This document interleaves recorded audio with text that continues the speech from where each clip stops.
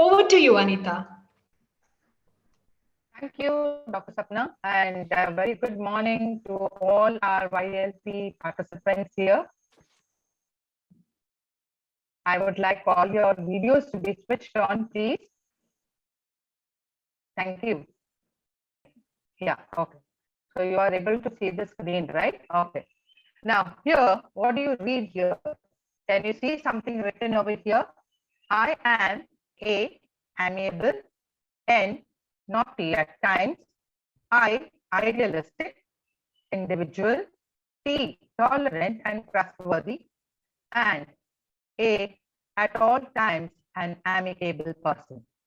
The alphabets put together, A-N-I-T-A, spell my name, Anita. Now I have an activity for you.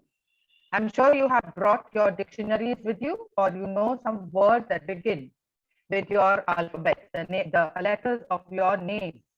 Now, can you quickly, in your paper or in your notebook, write down one word against that alphabet and make it into a sentence? I'll give you at least 3 minutes to do this. Okay? Jude, you'll be the first because you have only 4 letters in your name. Agastya, you have a bigger name, but I would at least say take at least half the name and do it. Right? Could you please repeat, ma'am? I didn't hear. Okay, I'll repeat it for you. Now you can see here my name is A-N-I-T-A. Now I have taken words from the dictionary. A, I'm amiable. Now I've added this to make it a sentence. A, amiable. N, naughty. I am sometimes. I, idealistic. T, tolerant and trustworthy. I put 2 over here. And again A, at all times an amicable person. Now, amiable, amicable, I put different adjectives. Now, what you need to do for your name is take the alphabets of your name, like Tarun, T, A, R, and write down one adjective against those alphabets that are relevant, that really mean you, and make a sentence that can describe you. Okay, make a sentence that can describe you. Whoever is ready, just raise your hand so that we can give you an opportunity to read out what you have written. Jude, you must be ready now. Okay, ma'am. You're done, Jude? So exactly what am I meant to be doing here, ma'am? Now who is asking that? Is that Jude again? Yes, ma'am. Jude, there are 4 letters in your name, J-U-D-E. You use your dictionary or any words that you know that start with the alphabets or the letters of your name. Now, J. If you look at your dictionary, you will find a whole lot of adjectives. Now, pick out one that will actually describe you. Then go on to U. Okay, maybe you are a unique person. I would suggest that you use the word unique. Then you go on to D. Now, D. There are so many other adjectives with starting with D. Then go on to E and just make a sentence that can describe you, like I have done a sentence here describing myself. Ma'am, can I? Ma'am, thank you for explaining. Ma'am, I'm ready. Wow, who's that? Riona. Yes, Rovina, sorry. Rovina, can you read it out for us? Yes, ma'am. R for realistic, O for open-minded. 1 minute, Rovina. Rovina, I request Rovina to be highlighted. Yeah, okay. Yes. Yes, Rovina, continue. R for realistic, O for open-minded, V for valuable, I for interesting, N for naughty, and A for artistic. Wow, that's very good. Now, can you make it into a sentence? I am, and then read out again. I am realistic, open-minded, valuable, interesting, naughty at times, and artistic. Very good. Thank you. That makes 2 of us, naughty people here. Okay. So, Very ma'am, good. what I was Ravina, trying to tell you is this. J, Joker. You. who would Understanding. like to wait? Yeah. J, Joe. U, understanding. D, dialogue. E, eat. Thank you, Anita. Okay. So how would you make it into a sentence, Jude? I will Can you make it into into a sentence like this. I Yes. love jokes, understand people, give them a dialogue back, and then invite them for eat to eat. And eating. Okay. Eating and meeting. Okay. Good. Good, Jude. Can I Well go done. next? Well done. Well done. Well done. Okay. This Is is there Nadia. one more person? We can have one more person. Yes. Alan? I am altruistic, loyal, loving, energetic, and nifty. And nifty. Very good. Now make it into a sentence, Alan.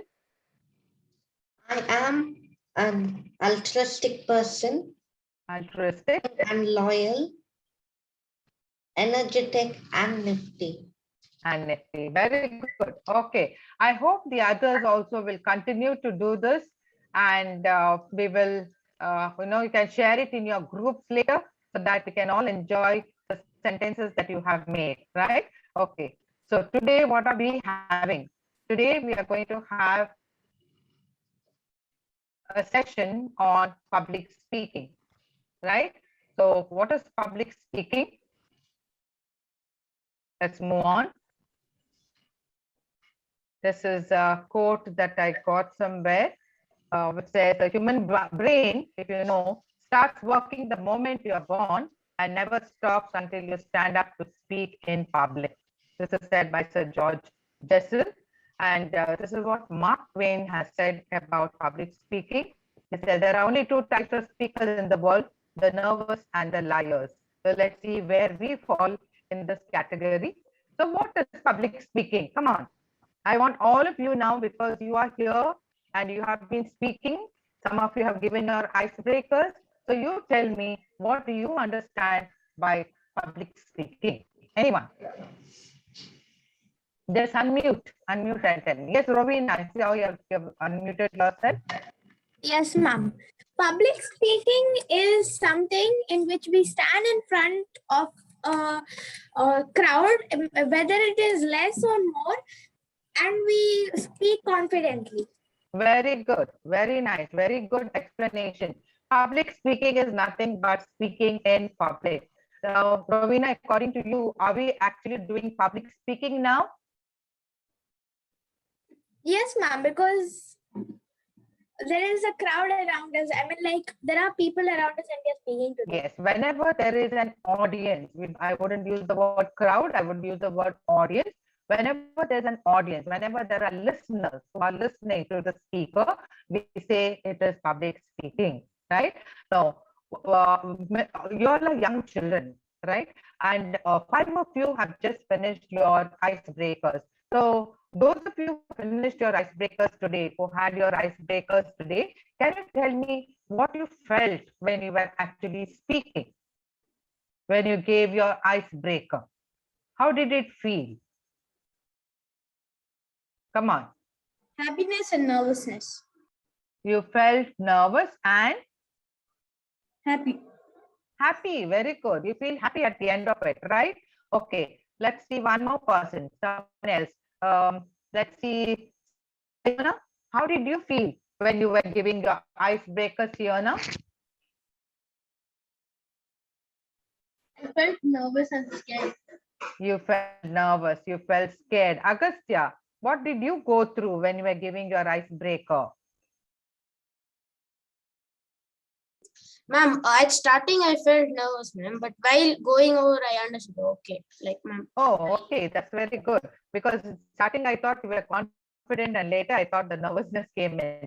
Very good. So this is what we all feel when we are doing public speaking. However experienced you are, whatever practice you have in public speaking, however seasoned speaker you may be, but there is a sort of anxiousness, a sort of nervousness, some butterflies in the stomach that can come in during your public speaking. Now, here is a definition of public speaking. I don't know if you are able to read. It's a process. That is the process of an act of speaking or giving a lecture to a group of people. But that speech or what you say is structured, it is deliberate, it is intended to inform, to influence, or entertain a listening audience. And that was exactly what you did. And this is exactly what you feel when you are doing your public speaking. It's a performance. There is a talk. There's an audience. There's a meeting. There's a stage. You have to be trained in public speaking. You can give a presentation. There is anxiety in the speaker, sometimes in the listeners also. So there are speeches, there are gestures, all your body movement, your hand movement, and there is communication. Okay, so I would briefly say these are the components of public speaking. Okay, this is what makes up public speaking. There is somebody who gives the speech. There is somebody that the person is saying something. He's using a particular medium. He's speaking to someone in particular, and there is a message that he wants to convey. So this picture here is actually a representation of what public speaking is. Who is speaking? Some person is speaking. What is he speaking? He's speaking some message that is giving. How is he speaking? He's speaking through a medium. Now the medium here, here. Now let us make it relevant to ourselves. Now I am the speaker. Sometime back you were the speakers, those of you who did your icebreakers. Now, to what did you speak? You spoke your message. What was the medium? We had this medium of the Google platform. And to whom did you speak? You spoke to your listeners, right? So these are the components.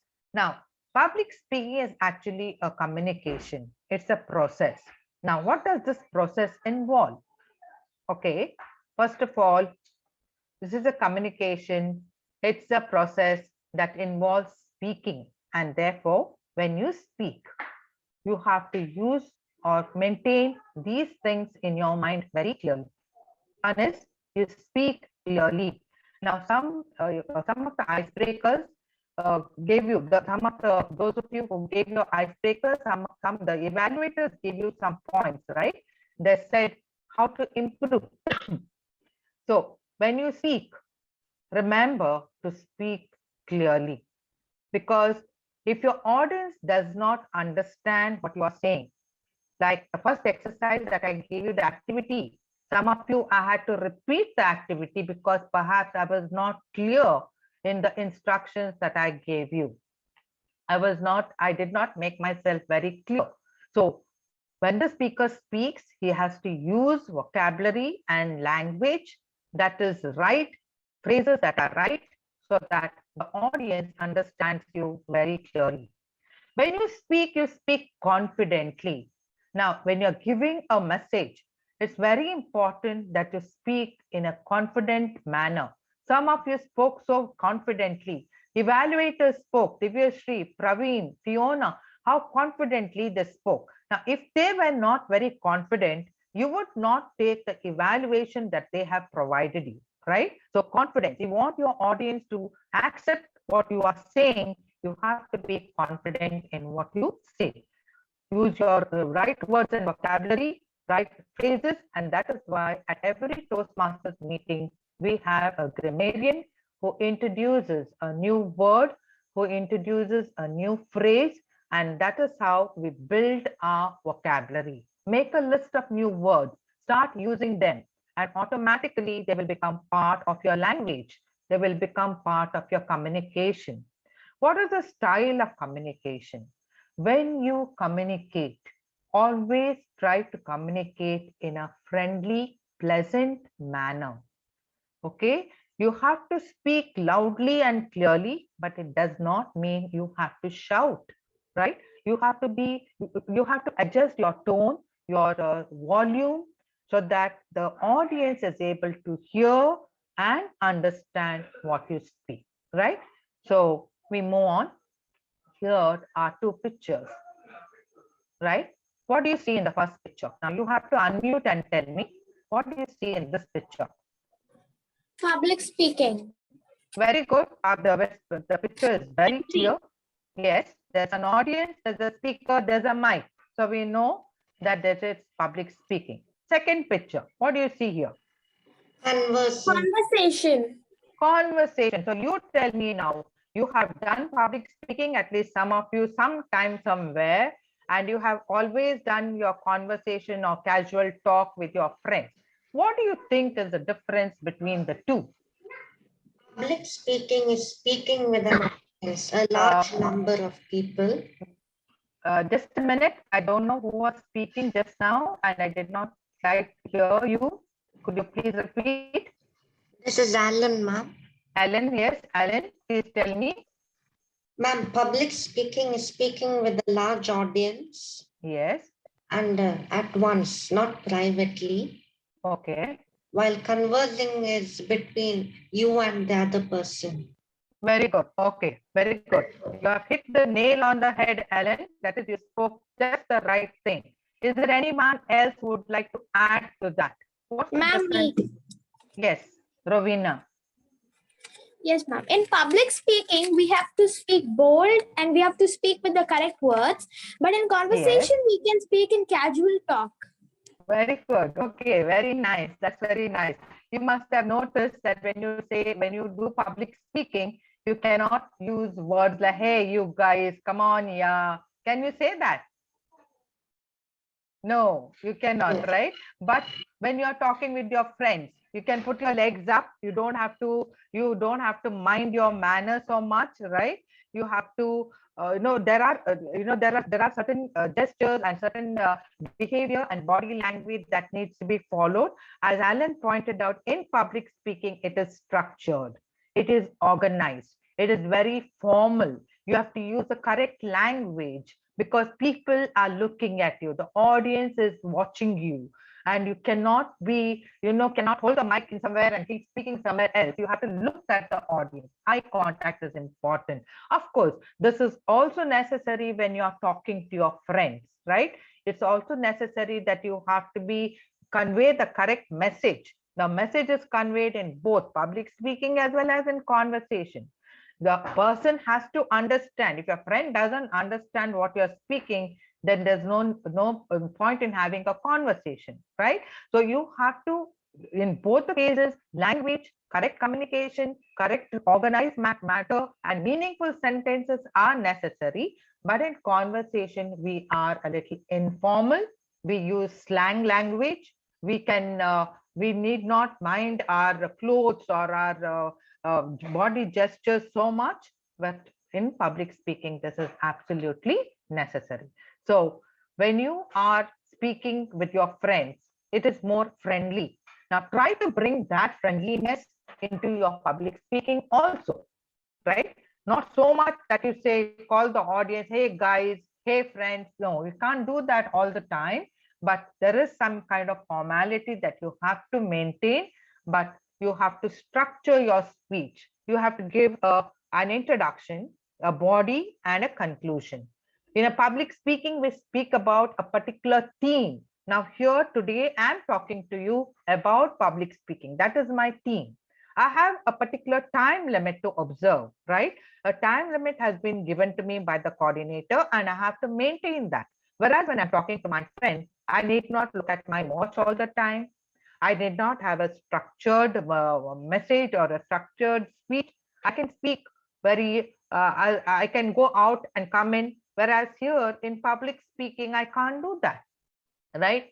On a phone conversation, we know we roam around the whole house and we keep talking. But in public speaking, we can't do that. You have to maintain your decorum. You have to maintain your dignity. You have to maintain your stand. So this is important in public speaking. Right. So let's move on. How many types of speeches do you know at public speaking? Here I put a few of them. Speeches can be informative, where people give you an idea or tell you some information. Generally, I would take the case of your teachers. Okay, when teachers are speaking to the entire class, what they are doing is a form of public speaking. They give you information. They can be persuasive. Now, when somebody is trying to tell you to do something, there are so many speeches where we hear people motivating, especially leaders, political leaders, it can be, or even social leaders, or even your class leader sometimes comes to you and starts talking to the class, persuading the class to get on with some activity. Speeches can be entertaining. Now, just now we had icebreaker speeches that were informative as well as entertaining. I call them entertaining because we are learning more about you. We don't know you, you are strangers, but no longer after you break your ice because you're telling us something. And Jude started his icebreaker with a song. By I'm sure singing is his hobby. So it was an entertaining speech. And you must have heard of stand-up comedians, right? Stand-up comedians entertain the audience. There are so many cases where people simply go to listen for some entertainment. Now, what are special occasion speeches? Can you tell me what are the other places you have heard people speak?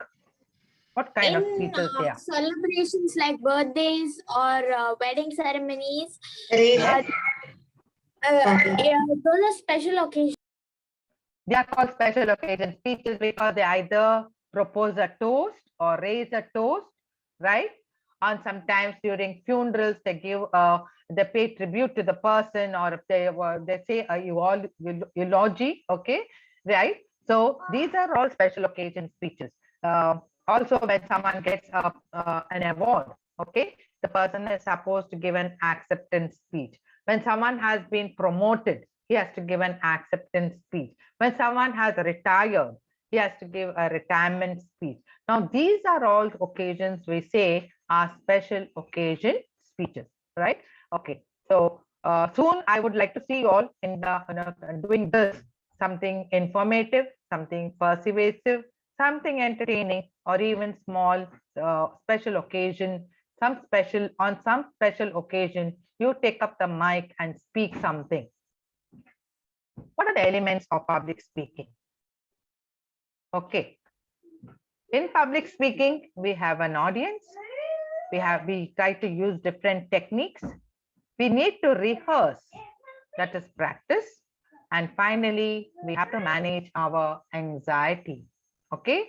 Now, as a public speaker, it is very important to know who your audience is. Who are your listeners?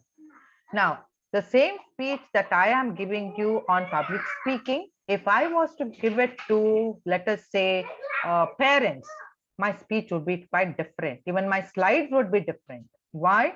Because I'm talking to an adult population. I'm talking to an adult audience. Whereas now I'm addressing young students. So I need to understand my audience and I have to tailor my speech. I have to make my speech in such a way that my audience understands me. Different techniques. Why do people have to use different techniques? Now, here you must have seen, I'm sometimes asking you questions, I'm sometimes showing you things, I'm sometimes reading. Now, I'm using a variety of techniques. I wish I could use other things like videos or interviews, because that also makes it very interesting. Now, if you go on speaking at a length with the same type of tone, with the same kind of a mode, then definitely it gets boring for all of us, right? Very good. It becomes very boring. And therefore, we have to make use of a variety of techniques. Why is practice necessary? Why is rehearsing necessary? Have you gone to this stage at any time in school when you were in school? Any of you? Have you gone to the stage? Have you put up any programs? Let us say. Many. Yes. Yeah. So before you actually perform, what do? We rehearse. Rehearse. How many times? Once. Many, twice or thrice. Many times. Your teachers make In sure. school, twice rehearsing we get. Yes, you have rehearsals in schools. The teachers make you practice, And I'm sure those of you who gave the icebreaker, Agastya, did you practice your speech today? Yes, ma'am. How many times did you practice? How many times did you practice? 2 to 3 times in the morning. In the morning. And before that, I'm sure yesterday and all you have been practicing, isn't it? But otherwise, it won't come out so good. So this is what happens. You need to practice, you need to rehearse, and it's only then you can expect some kind of success in what you're doing, some kind of satisfaction. I've done my best. I've done well, right? Okay. Now, anxiety. Okay, all the 5 speakers who spoke today, some of them already admitted that Siona said I was nervous. Ellen did not give his icebreaker, or Jude gave his icebreaker. So did you feel anxious? Did you feel nervous when you were giving the speech? Yes. Yes, it is normal. We are all normal people. But how did you manage your anxiety? What did you do? Was it possible to remain cool and composed? Now, this is what we public speakers have to learn. Anxiety, I told you, is common to all of us, even a seasoned speaker. But the difference is these speakers learn to manage their anxiety. They manage their nervousness so that it does not show to the audience. Now, how to manage? How do we recognize? First of all, we need to recognize the anxiety signs. Any of you felt any of this? Speakers felt any of this today? Did you feel like throwing up? Did you feel your tummy ache? Did you feel sweaty arms? Or you have forgotten everything? Did you feel like a panic attack? Or even a rapid heartbeat? I Or only feel sweaty palms. sweaty palms, okay. Nashita, I think, no, her name was. Nashita, did you feel anything like this? Naisha, I think, Anita. Naisha, I'm sorry. Naisha Shetty, did you feel anything? Yes. No, ma'am. No, okay, very good. That's very good. You have already learned to manage your anxiety. Okay, so it is common to all of us. If not all the signs, at least 1 or 2 we Excuse go me, through. ma'am. Yes, What if you never got one of these signs? pardon?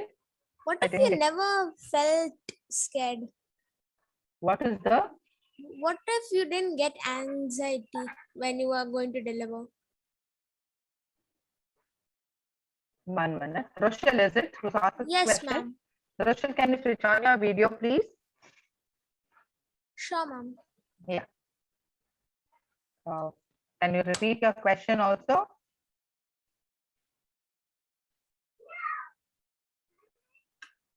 Yes, ma'am. How do you manage? What would you do if you never get anxiety when going in a stage? If you never get anxiety, you're perfect. I would say if you don't feel any of these anxiety signs, I would say you're a very good speaker. But Rochelle, it is sometimes good to feel nervous. It's good to feel anxious. You know why?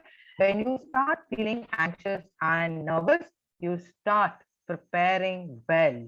Okay, you avoid you try to avoid getting into this kind of a situation by practicing. Okay, now this is what happens. Now let me take the example of your exams. Do you revise before your exams? Yes. Yes. Why do you revise before your exams? Just to remember all that you have studied. Because you need to do well in your exams. You need to get good marks. If you don't revise, you know your grades can come down. It's the same thing here when you are giving your public speech. Now, when you are speaking in public, if you are not well prepared, your audience may not really like your speech. May not really. You might have a very important message to convey, a very good message to convey, or maybe a speech that is full of humor, but it is lost on the audience if you don't prepare yourself. Right? You may be good at writing. Most of us are good at writing, but when it comes to delivery, we fail because we have not practiced, we have not rehearsed. And that is why it makes it very important to practice. Imagine an audience in front of you and keep practicing. Even if you don't feel nervous, because what you've prepared is for the audience. And if you are prepared and the audience does not get the message, then you are a failure as a public speaker. right? Okay, You ma'am. can't count yourself as a successful person. So how to manage your anxiety? First of all, be prepared. Have a script, write down, make a point, practice in front of parents, practice in front of friends, take their feedback, listen, tell them to give you the feedback. Feedback is where you can improve, how you can improve. Practice and practice.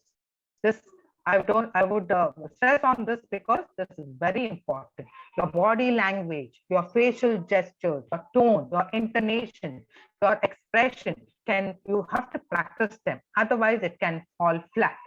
Now, you need to familiarize yourself with the space because this is important. Sometimes I've seen speakers who are very good speakers, who have prepared themselves well, they have practiced well, but when they go up to the stage, because it's a new surrounding, because it's a new place, because they don't know how to stand at the podium, they don't know how to talk into a mic, the speech can fall flat. So if you are asked to speak outside, familiarize yourself, go to the place, look at the place at least half an hour earlier, find out what it is, where the windows are, where the seating is, where you have to stand, and try to be familiar with the place. Engaging your audience. Now, a speech where only the speaker is speaking can be very boring. We all agreed on that. So how to keep your audience engaged? Asking questions, interacting with them, asking their opinion, asking their experiences. Okay, giving them activities. Remember, I started with an activity, right? Now, those are ways by which you can engage your audience, because it's very important to see that audience does not get bored. Especially the first two rows, they will pretend that they are at least listening, even if they are not. But what is happening to the last rows? If you find people busy with their mobile phones, you know they are not with you. If you find people talking among themselves, you know that you have lost your audience. If you have lost your audience, you have lost your speech, right? The message has not gone across to them. So keep your audience engaged, and there it's very important to keep to time limit. Don't bore your audience by going on and on like I'm doing now. Okay, try to curtail your speech, try to make it short but interesting. Now, one way to manage your anxiety is to practice breathing deeply. I'm sure all of you have yoga in school, right? So how to breathe deep and slow. Now, when you breathe deeply, then you breathe slowly, you are able to manage the anxiety pants. You are able to calm yourself, reduce your heartbeat, and that is where the mind also starts cooling down. Finally, visualize yourself. Imagine yourself as a successful speaker. Imagine people applauding you, people coming over to you and saying, what a great speech it was. Okay, this is important. When you give that image to your mind, to your brain will live up to it. So don't think, and never ever say, I can't do it. I can't go up to the stage. I can't talk into the mic. I'm scared. I'm nervous. Don't ever say that, because the mind will accept that and it will live up to that also. So always tell yourself, I can do it. I'm a good speaker. I can speak well. I will try to speak better next time, right? So these are a few things what you can do. And I would like to conclude with this. Jude, will you read out? Yes. Read the The quote. worst speech you'll ever give will be far better than the one you never give. Yes, said by Fred Miller. The worst speech you'll ever give will be far better than the one you never give. So next time people ask you to give a speech, don't hesitate. Don't say no. Take it up as a challenge and go for it, right? So thank you very much. I hope you had a good time. And if you have any questions, I'm ready to take them. And my friends here from Bangalore Toastmasters also, but you have just 2 or 3 minutes. Okay.